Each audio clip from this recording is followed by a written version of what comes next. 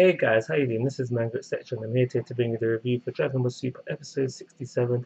But before I get into the review, I'm just going to let you guys know that this channel is doing a giveaway. So if you're interested in some free manga, click on the card for the full details. So let's get into this episode. I think that this episode was stupid. We left the last episode off with us thinking that Trunks, he defeated Zamus, but that doesn't seem to be the case. Zamus came back into form. I don't know what you want to call it. I don't know how he did it, but he came back and he was basically becoming the universe, so to say. He engulfed the whole of the future planet Earth. He was being able to be seen in the present. Bills can sense him in the present. Wiz can sense him in the present. Blah blah blah blah blah. And he actually achieved his goal back of wiping out humanity, because that's what he does on in the future. Everyone was wiped out except for Goku, Vegeta, Future Trunks, Future Mai, Bulma, and I think a few other people. But yeah, he actually does what he set out to do. And how do they defeat Zamus? We get a cop out.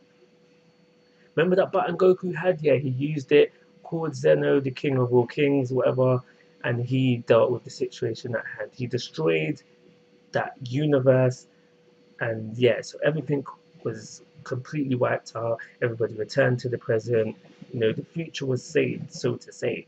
And this is where things get complicated, and I don't understand why they did this, because if they left things as they were with Trunks saving the future, then that would have been it. Everything would have been peaceful, everything would have been done. But now we have Trunks and Mai go back to a future where there's another version of themselves. So there's two future Trunkses now and two future Mai's.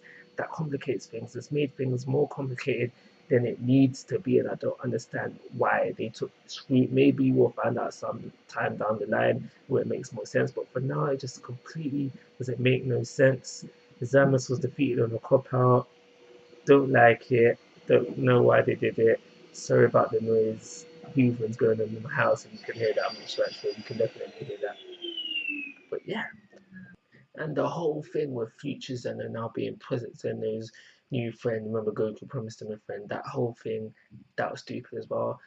Only interesting thing about this episode was finding out that that little guy, I can't remember his name, but he looks like Wiz. We found out that that's Wiz's father, and that's the only interesting thing to come out of this episode. I don't know if it's going to play more of an important role later on, but like I said, only interesting thing about this episode.